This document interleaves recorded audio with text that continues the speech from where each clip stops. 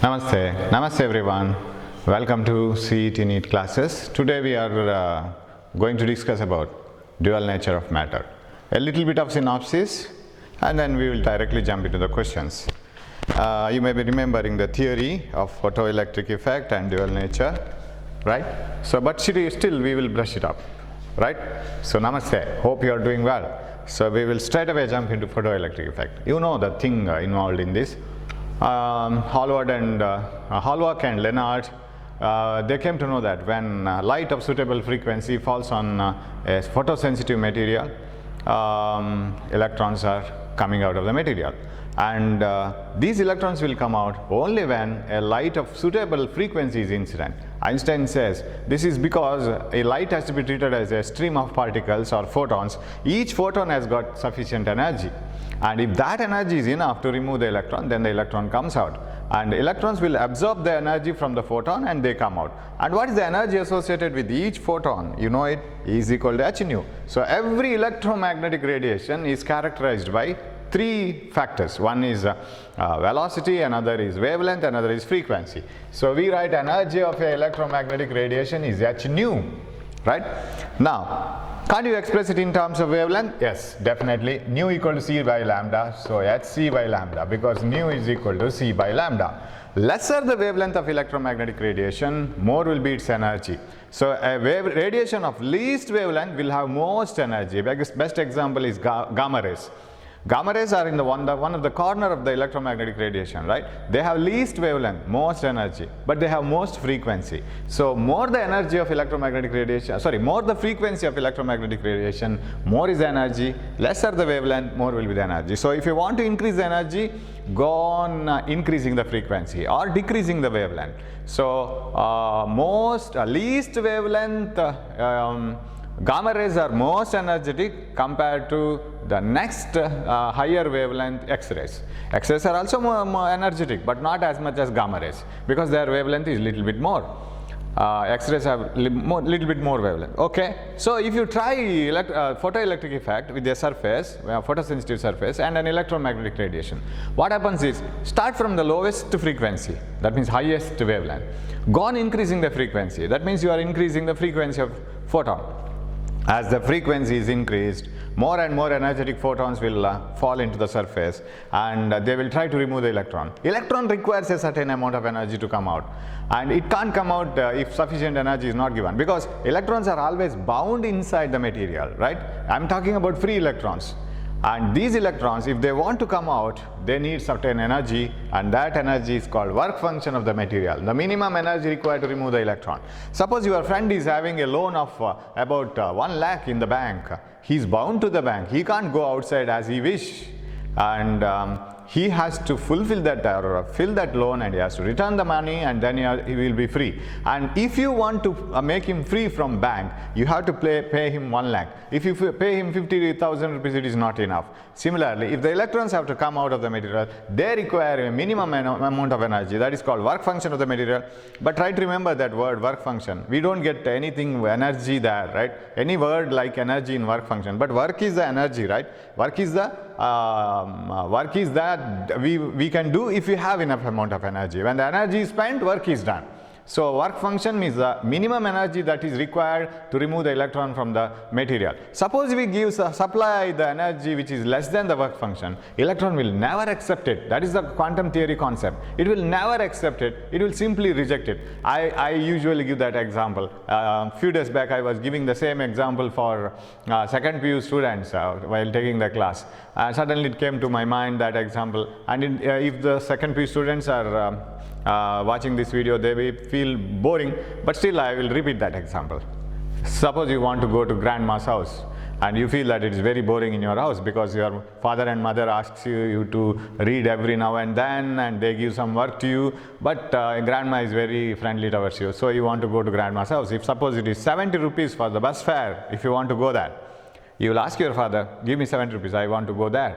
Then if your father gives only 50 rupees and asks you to walk remaining distance, you will never continue the journey. You will cancel the program and you will sit in your house only, right? You will just reject it. 30 rupees, I don't want to go to grandma's house. 60 rupees, no. 65, no. 70 rupees, okay, you are ready to go there.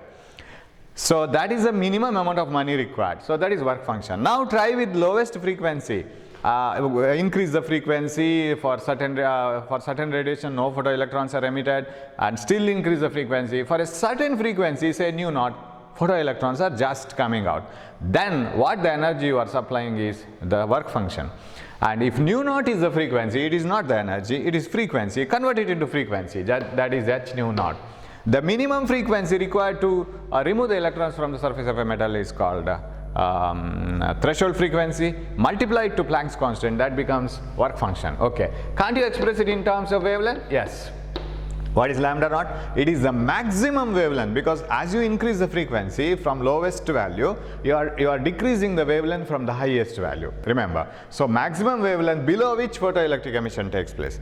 Okay, electrons are removed. And Einstein gave that law of conservation, and based on the law of conservation of energy, Einstein gave an equation, very famous equation, which satisfactorily explained all the experimental observations of photoelectric effect. What is the equation? Supplied energy must be equal to the energy to remove the electrons, that is work function, plus the maximum kinetic energy of the electrons. And because when the electrons are removed, the electron which is in the innermost part requires more energy to come out, and the electron which is in the very close to the surface requires less amount of energy to come out. So what happens is the remaining kinetic energy of the electrons may be a little bit different. So out of all the electrons, which is the electron which is having highest kinetic energy, that is what we are interested with. Okay, so now if you want to change the formulas, you know that h nu is equal to, this can be written as h nu naught plus kinetic energy maximum is half mv maximum square, right? Kinetic energy can be expanded like that. Or if you want to write it in terms of wavelength, hc by lambda naught, the maximum wavelength required, half mv maximum square. Okay, now if you want to find out what is the kinetic energy of those electrons, you know that photoelectric effect setup. Here is the cathode and the radiations are falling on this. Electrons come out and move, and this has to be, I will directly give this to positive and negative now. I will make the circuit simpler. Now you get a current in the microammeter, right? Now suppose you want to find out what is the kinetic energy of the electrons. What you have to do is you have to stop. Your father has given you 150 rupees, so you have enough amount of money to go. But still, even if you have 150 rupees, 200 rupees, 300 rupees, whatever it is, you pay only 70 rupees for the journey. You will never pay. Saying that I have 150 rupees in my pocket, so you say the conductor, I have enough amount of money, you keep 100 rupees with you and you don't give the change, right?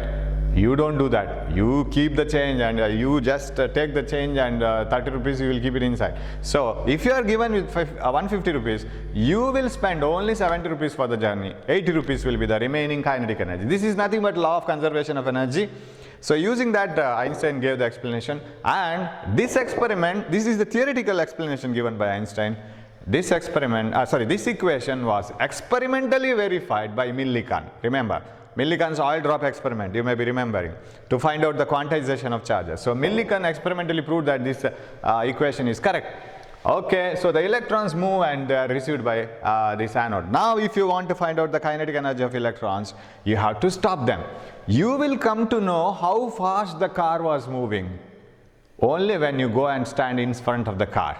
You experience the damage that car makes on you, creates on you, and when you are standing in front of the car.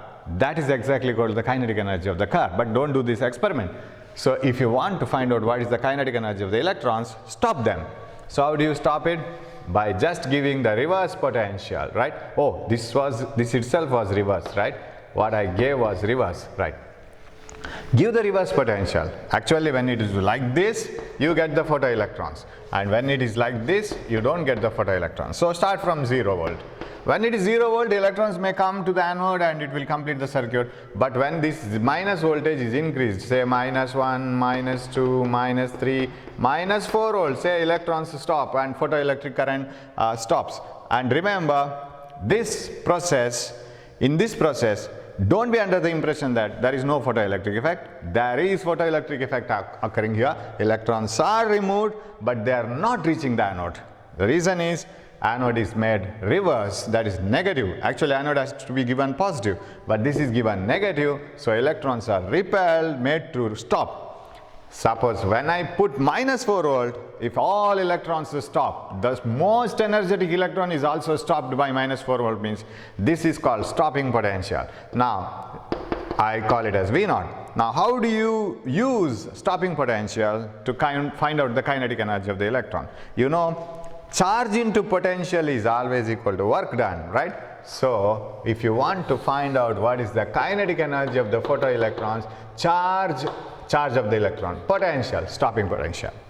That is energy, because you know potential difference between any 2 points is the work done in taking the charge. So what is the work done? It is charge into potential difference. So Q into V, Q is E and V is V naught. You will easily get the kinetic energy of photoelectrons. So shall I write one more equation here then? Can you see this part? Hope you can see this, right? Right. Here, yes.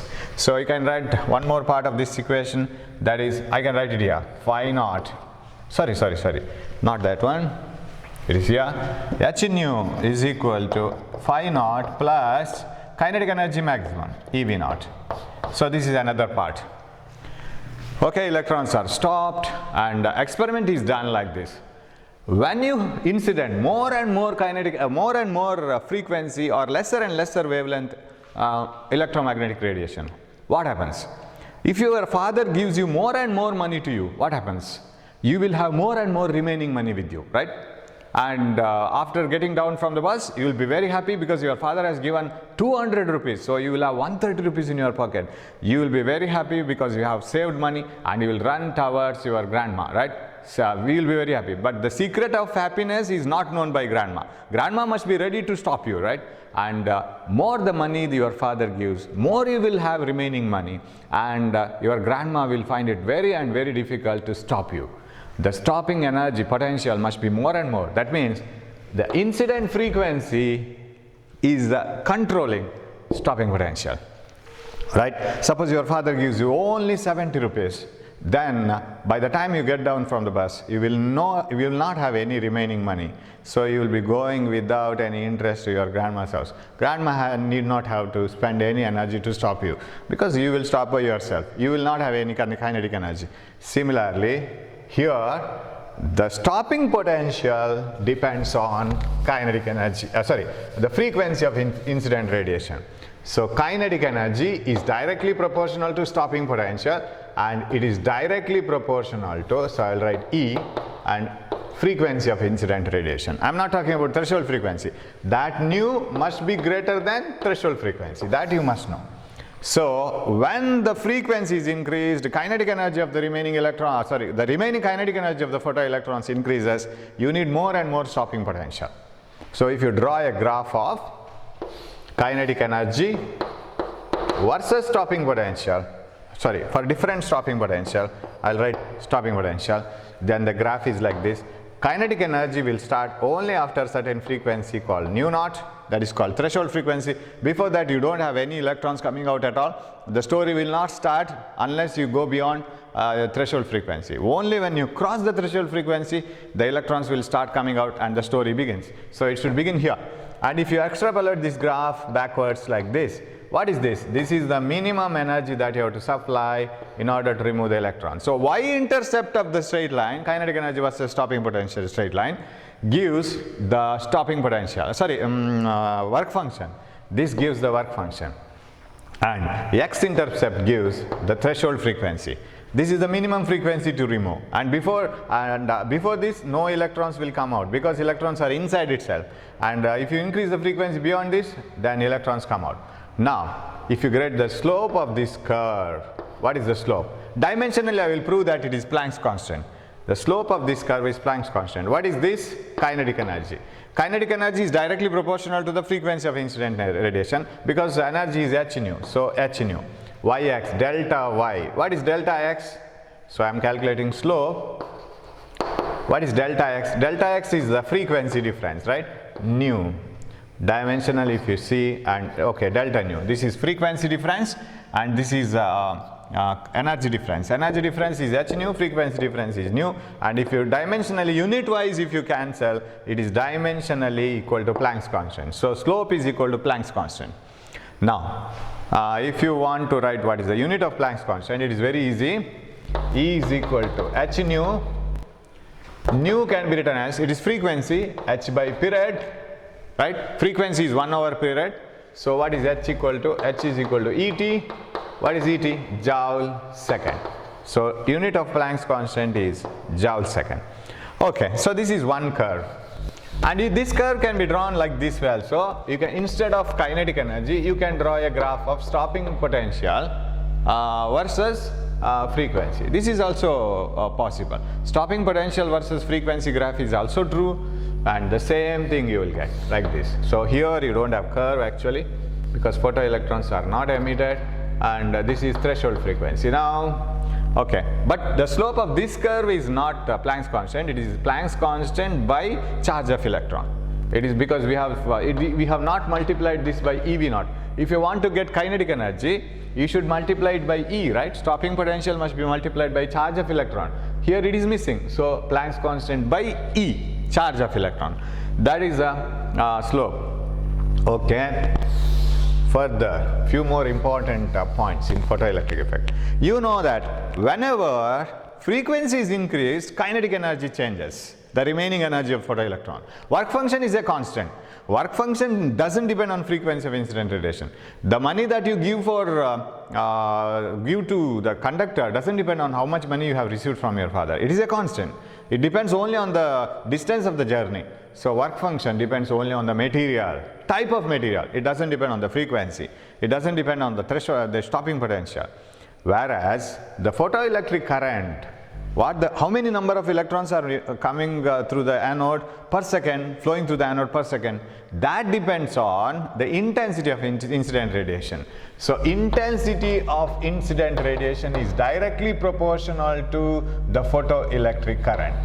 And Einstein gives the explanation for this, satisfactory explanation. Now according to quantum theory, more the number of photons falling, more will be the electrons removed, because it's a particle-particle collision concept. One photon goes and it gives its energy. If it is sufficient, electron comes out. And if the photon has got enough amount of energy, it doesn't remove the second electron. One electron itself receives one complete photon.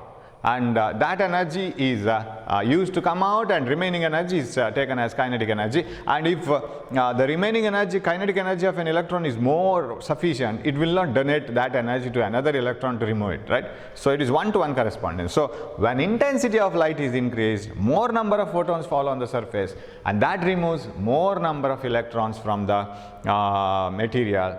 And finally, the photoelectric current increases. So if you draw a graph of intensity versus here I will write photoelectric current versus intensity of light. It is like this. When intensity is 0, photoelectric current is 0. What do you mean by that? No light is falling. Intensity 0 means no photons are falling. Photoelectric current must be 0 because the bulb is switched off. No electrons will come out. Okay, most important graphs. So I'll drop this one. One is stopping potential versus this photoelectric current. You know that photoelectric current depends on the intensity. Intensity doesn't change the stopping potential, because when you increase the intensity, so shall I write it here? Kinetic energy controls, frequency controls kinetic energy and stopping potential. Intensity controls photoelectric current. Remember, intensity has no relation with kinetic energy or stopping potential, neither of them. Intensity has no control over that. It controls only photoelectric current. Okay. Now, suppose you have a photosensitive surface. Put a light on it. Let the photons be emitted. Now we will give the stopping potential. We will make the anode negative instead of positive. Anode has to be made positive actually. Suppose this is a photosensitive surface. Electrons are falling on this, and we reverse this minus. I will vary this starting from 0 volt, 1 volt, 2 volt like this. All these are negative potentials because anode is given negative. Now electrons are removed from the surface, but they are avoided reaching anode, right, by giving more and more negative potential.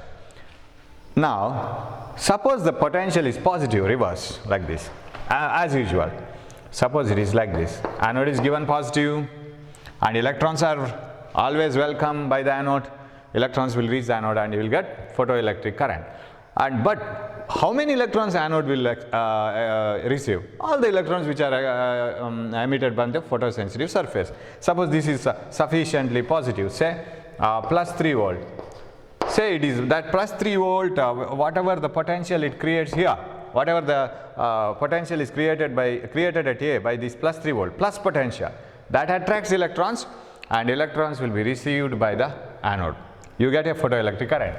So that we are here now, 1, 2, 3, 0, minus 1, minus 2, minus 3. So the curve will be here, like this. For 3 volt, electrons are received. 2 volt, electrons are received. 1 volt, electrons are received. For 0 volt, some less number of electrons are received, because some of the electrons may go somewhere else, because there are nobody here to attract them. So some energetic electrons will go to the anode, but less energetic electrons may be spread everywhere. So photoelectric current decreases. Now give this Z minus 1. Minus 1, photoelectric current decreases because some of the electrons are stopped by the anode. Minus 2, photoelectric current decreases. So it becomes say 0 when minus 3 volt is given. Plus 3, plus 2, plus 1, 0, minus 1, minus 2, minus 3. When I give minus 3, okay, minus means you have to reverse this like this. This is given, anode is given negative. When I give sufficient negative potential, what do you call stopping potential? Electrons are stopped and the photoelectric current becomes 0. Right? And this is because this, now you see, you may say that stopping potential depends on the photoelectric current. Does it depend on the intensity? No, because photoelectric emission is occurring now. It is happening, but we are stopping it by giving negative potential to the anode in order to find out its kinetic energy. So minus 3 volt can stop it, but minus 2 volt can't stop all the electrons. That is why you had some current here, little bit of current. Minus 1 volt can't stop all the electrons.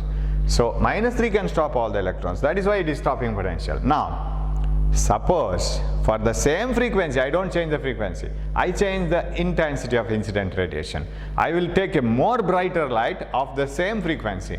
What happens? If I put more brighter light, more electrons will be emitted when it is positive potential, not when it is negative potential.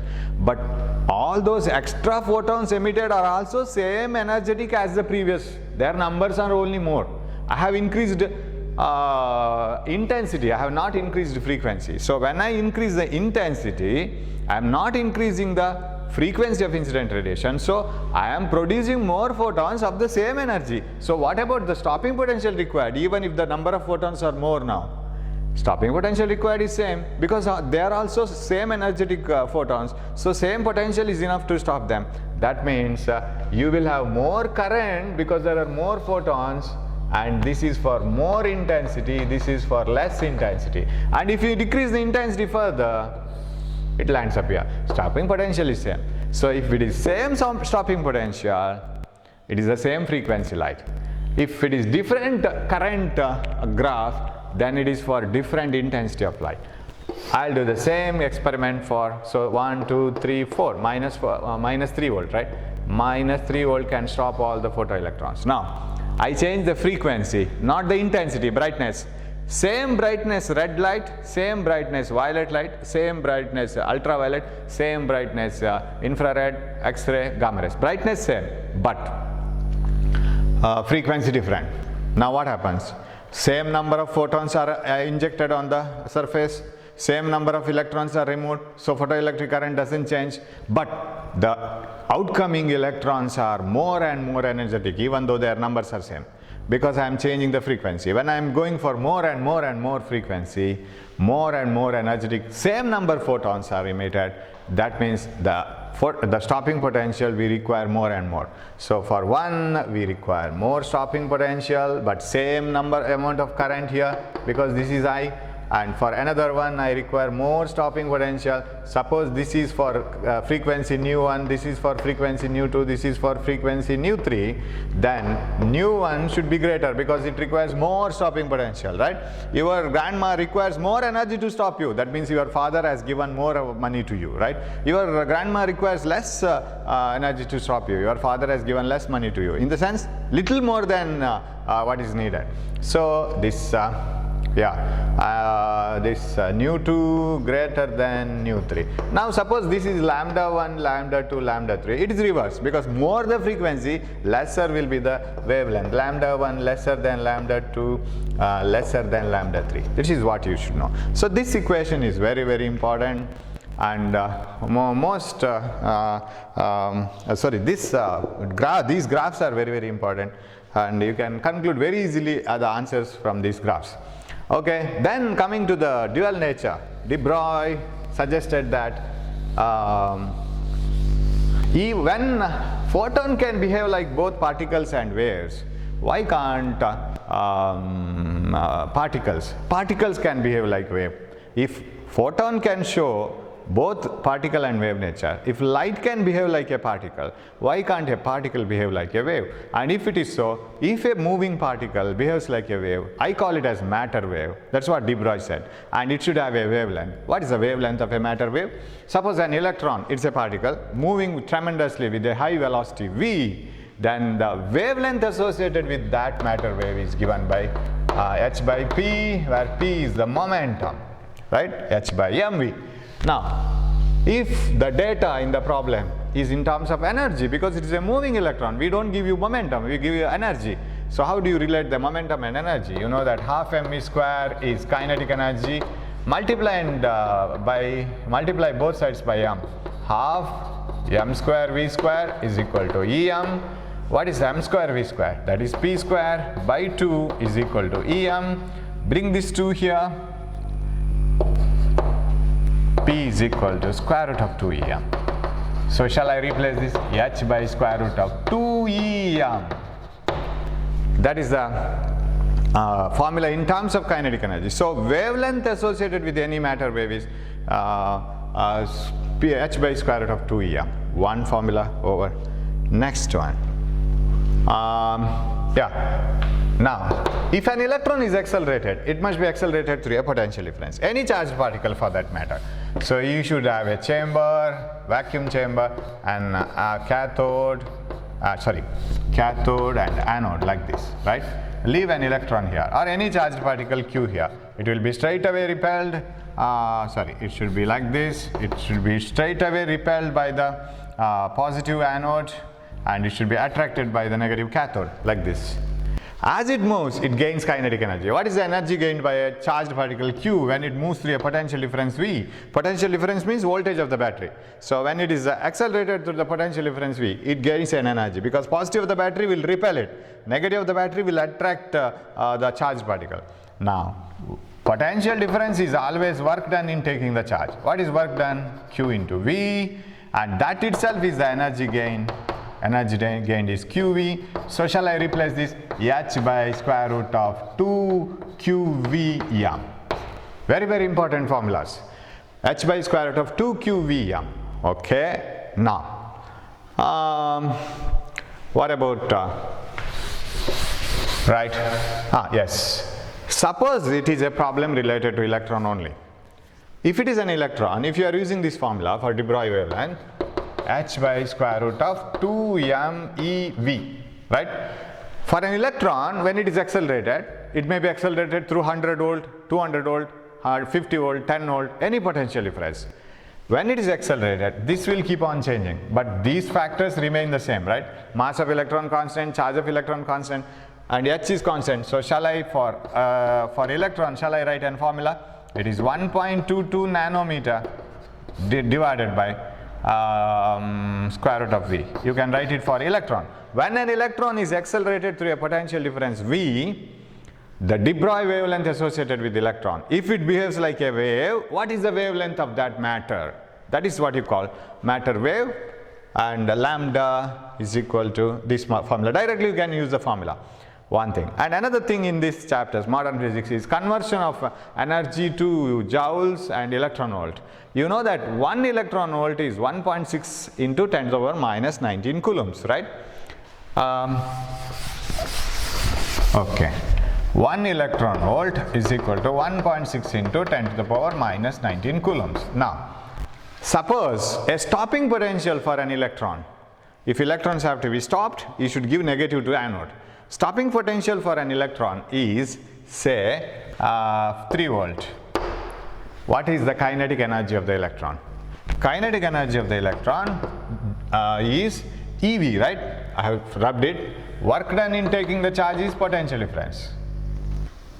What is the work done? QV. So here it is EV. EV naught. This is V naught is stopping potential is 3V. That is E 1.6 into 10 to the power minus 19 V naught 3 volt. This is what you have to do.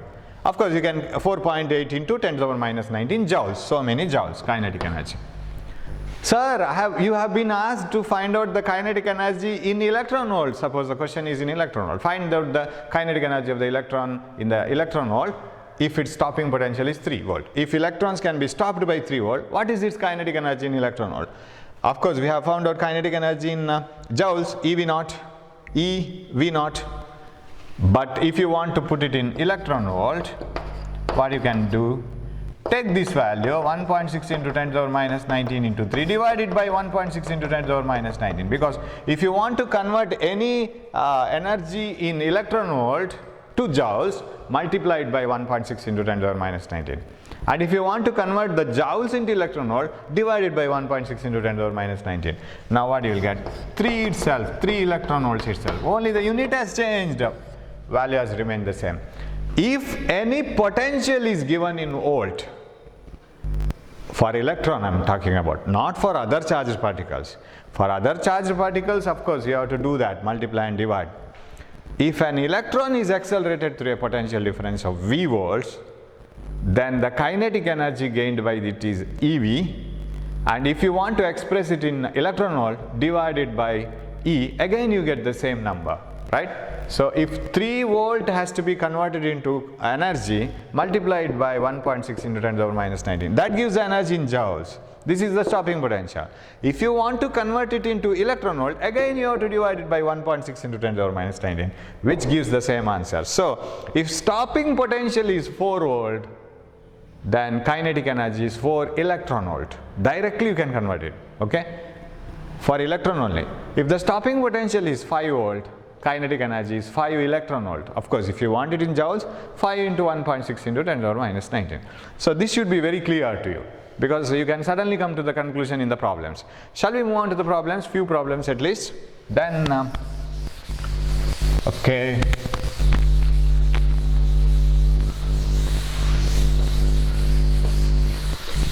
Yeah. I will switch on the questions. Yeah.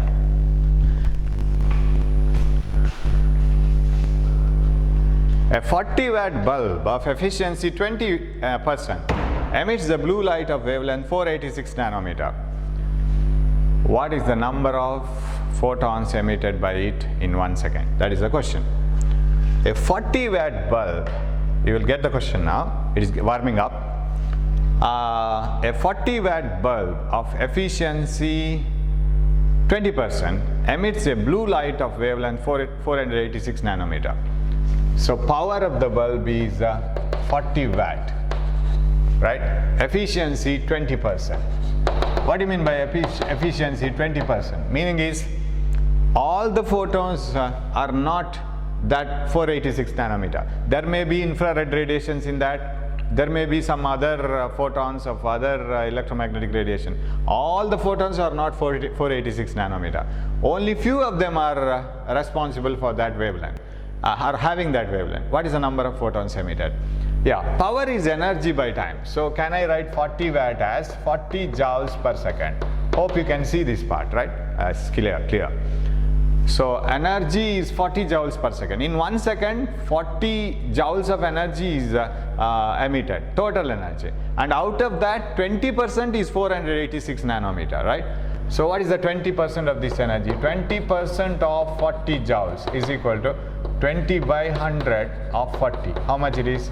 25 za and 8 za. So only 8 joules in 1 second is used for 486 nanometer. Out of remaining, that is 32 joules maybe of different photons, right?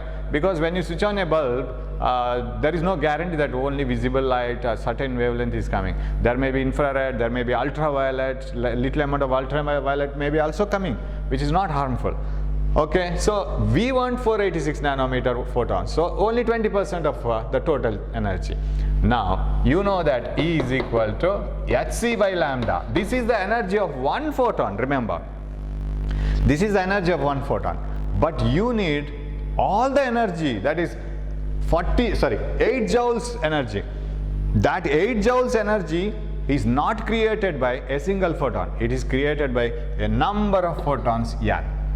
Each of energy hc by lambda. So how many number of photons are emitted then in 1 second? Of course, this energy is 1 second, in 1 second only, 8 joules in 1 second. So the total number of photons emitted, n is equal to E lambda by hc, total number of photons emitted. E, what is E? 8 joules, 20% of 40, and lambda is 486 nanometer, 10 to the power minus 9 divided by h is 6.6 into 10 to the power minus 34 into c is 3 into 10 to the power 8. Don't worry about these values. Work out some 10 or 12 problems. You will be very friendly with all these values. Okay, so shall I divide this? Yes, it is possible, I think. Yes, 3 1 za and 6 za and 2 za. It's over. And what else I can divide? Shall I divide this? It will be more if I divide it 2 times. No, not possible. What about this one? 2 3 za, 3 za and 4 za. Anything else? 3. This one almost I will go on dividing. 3 1.1, 3 5 za 15 and 1 remaining 54. Okay, I'll treat this as 1, no problem for me. It is 1.1, I can take it as 1. Now 4 into 54, what is 4 into 54? 16, 1 in hand, 21, 216 into 10 to the power. Okay. Yes, minus 9 and what about this one? Minus 34 plus 8. Minus 26, right? Minus 26. 26 plus 8 is 34. And that comes to plus 26. Plus 26 minus 9. Is it not so? Minus 34 and plus 8. Minus 26. Plus 26 minus 9. 26 minus 9 is 17. So many number of photons. 216 into 10 to the power 17. I can write it as 2.16 into 10 to the power 19. I will take 2 zeros, 200. 100 I will donate it here. 2 into 10 to the power 19 photons, approximately I am calculating, are released in 1 second, right? Hope you have followed this. Yes, we will move on to the next one. Right. Next question. Second one. Work function of a metal depends on, direct one, you can answer it. Not this one. Work function depends only on the material. It doesn't depend on anything else. Okay. Then 6 into 10 to the power 25 photons, each of energy 2 electron volt, are emitted per minute by a radio transmitter. Then power of the transmitter is, yes, 6 into 10 to the power 25 photons, each of energy 2 electron volt, are emitted. Hope it is focused. I doubt. Right. 6 into 10 to the power 25 photons, each of energy 2 electron volt, are emitted per minute by a radioactive transmitter. Then the power of the transmitter is. Yeah, this is the reverse of the previous problem. Right. Here number of photons are given. So I want to find out energy per second. I keep on finding out energy itself because it is per second, that itself is a power. And because the it is per minute, so we will convert it into per second. So N hc by lambda, no, N into energy of each electron, right? Energy of each photon. Each of energy 2 electron volt. So number of photons into energy of each photon gives the power per second. Now by time, if you divide it, that gives the power, right? Energy of each photon into number of photons by the total time in which this happens, that is the power. So power is equal to number of photons, 6 into 10 to the power 25.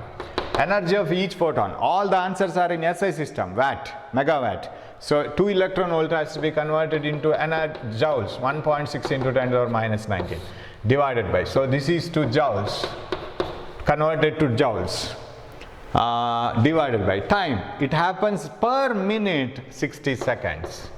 You have one more 60? No, isn't it? Only per second. Okay, by 60. Then power is equal to 6 tens are, what is this? 3.2 into 10 to the power. I have multiplied this. This is over. 10 to the power 24. This one. 24 minus 19. 5 watt. If you want to put it in megawatt, multiply and divide by 10. Multiplied by 10 becomes mega, this becomes 0.32. Don't have answer, right? We will check it. And number of photons 6 into 10 to the power 25 and 2 electron volt, right? Divided by per minute power 6 tens are 10 to the power 24. 24 minus 19. It is 5, right? 10 to the power 5. And this is 2 into 1.6. 3.2 into 10 to the power 5 watt. Multiplied by 10 becomes 32.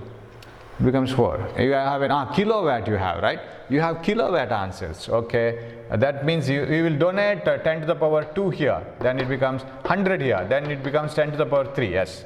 Remove 100 from this, 10 to the power 2, 10 to the power 3 remain. 100 will become 320 kilowatt. You have the answer. That is the 320 kilowatt. So, just the reverse of the first problem. Shall we move on to the next one? Yeah. Fourth one. A small source of light is placed at a distance of 4 meters from a photosensitive surface. Okay. Then light falls on the surface. When light falls on the surface, the photoelectric current is 3 milliampere. Okay. If the light is moved 1 meter closer to the surface, then the current will be yes. Here you should have one more idea of the concept. When you move away and away from a bulb or a light source, the intensity goes on decreasing. That means what the light that you receive is going on decreasing, because as you move away from the source of light, the number of rays received by your eyes will go on decreasing, right? It is like flux, electric flux, luminous flux here. That intensity is inversely proportional to the square of the distance. Intensity of any, for example, even sound for that matter, intensity of sound is inversely proportional to square of the distance. What do you mean by that? If you go a double distance than the previous one, then the intensity will decrease by 4 times, because it is inversely proportional to not simple distance, square of the distance. Intensity of light is inversely proportional to square of the distance, but you know that intensity of light is directly proportional to photoelectric current, isn't it? Now, a small source of light is placed at a distance of 4 meters from a photosensitive surface. Okay, now current I will write. Photoelectric current I is inversely proportional to 4 square. Am I right? Now their question is, photoelectric current is given. Now the photoelectric current is 3 milliampere. Okay, 3 I will write because all are milliamperes. Then, if the light is moved 1 meter closer, that means now it is 3 square. 4 meter and 1 meter closer, not away. What is the current when it is moved 1 meter closer? New distance is 3 square. So divide this. I by 3 is equal to, the proportionality constant gets divided. I by 3, 1 by 9 for I. This is ulta, 16 by 1. So I is equal to 3 into 16 by 9. That is 16 by 3. This gets cancelled. Milliampere, sorry. 16 by 3 milliamperes you have. That is the option. So here you have to remember that as you move the source away and away from the photosensitive surface, that is how you can change the intensity. Suppose you want to change the intensity of a light falling on the photosensitive surface, take it away and away, then the number of rays received by it or the number of photons received by it goes on decreasing, because some of the photons will escape from the surface.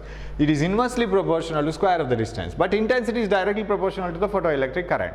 So you can manage this. Yes, so with this question I will stop and I will move on with the next video, because already 45 minutes are over. I will come in the next video. We will start the problem with the 5th problem, right?